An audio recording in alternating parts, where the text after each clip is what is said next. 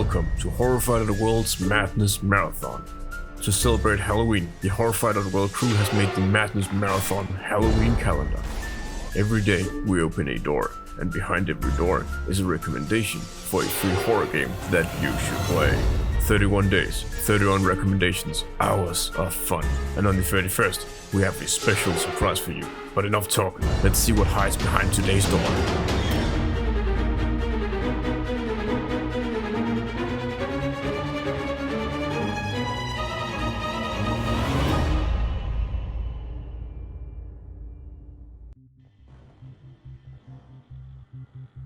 If you're not in the know, I've done 3 videos where I look at 5 cult classic Half-Life 1 mods. And in each video, I pick one game out of the 5 that I think is an absolute must-play. Each time I've had 2 clear favorites, and each time I've had to make the hard choice of picking one over the other. So why not use the occasion now, during Madness Marathon, to gush about one of the runners-up and give them the time in the spotlight they so deserve. Cry of Fear opens as Simon, our protagonist, is heading from somewhere, going somewhere else. He gets off the train he's on and continues his journey on foot. On his way, he comes across someone lying in the street, but when he goes to check if they're okay, he hears a car, and as he looks up, the car comes crashing towards him, and then the screen fades to black. Simon wakes up in a house armed with only a camera. White markings can be seen around him, and as he photographs them, they reveal the path forward.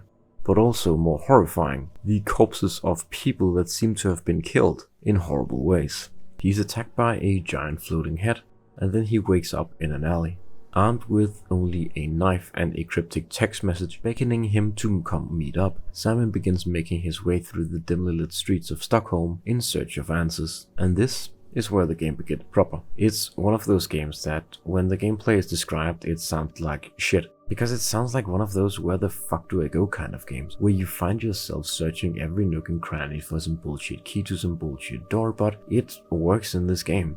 The first obstacle between us and the mysterious text writer is a padlock with a code on, and we need to find the code. We begin looking around, and we find ourselves in a square. The level naturally guides our eyes with its design, so we quickly find a note with a message, and another note with another message, and inside a bar, there is a computer, and on the screen is a company name that makes up half of the message of the first note. It's clear that the notes we picked up are an account name and a password, and typing in both to the computer reveals a note, and on the note is a code, and the code opens the padlock.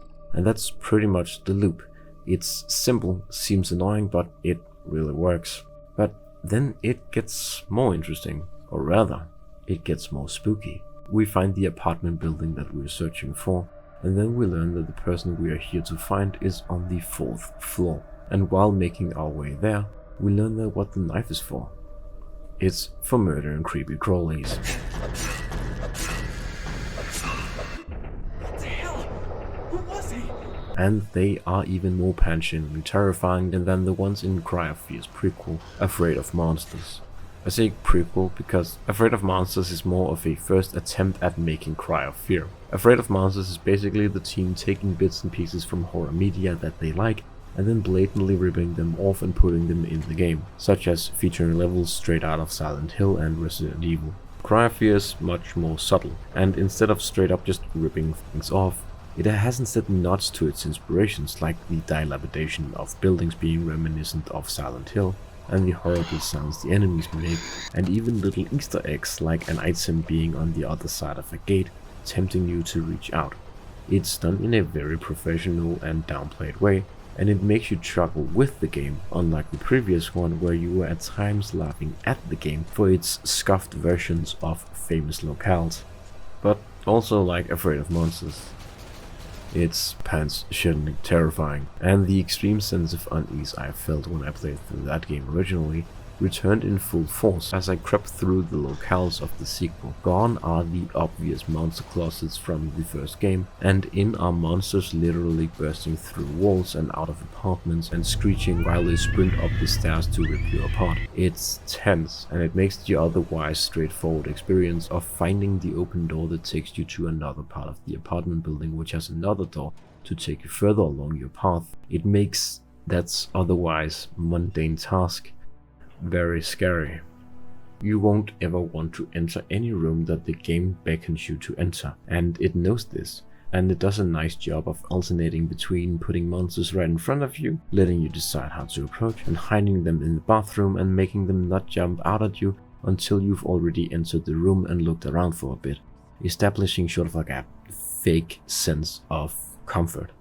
And you're never comfortable at any given fucking moment in doing anything in this fucking game, and that's what you want from a horror game.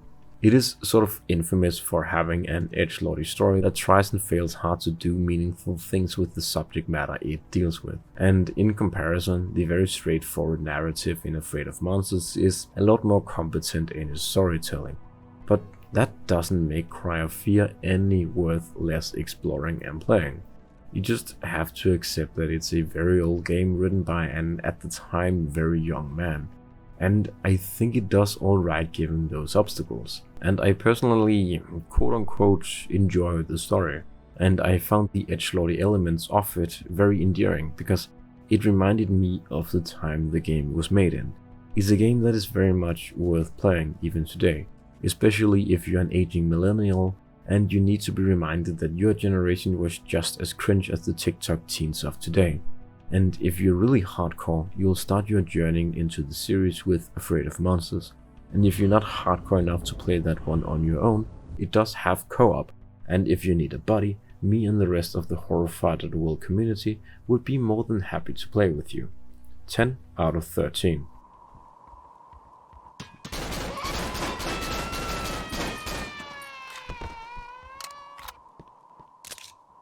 I hope you've enjoyed this video, and I hope you've enjoyed the game in the video. Remember to go visit Horrify.world tomorrow and every day after for the remainder of October. You know, to see what other great free games are out there. From all of us here at Horrify.world, stay extra spooky during this month and take care.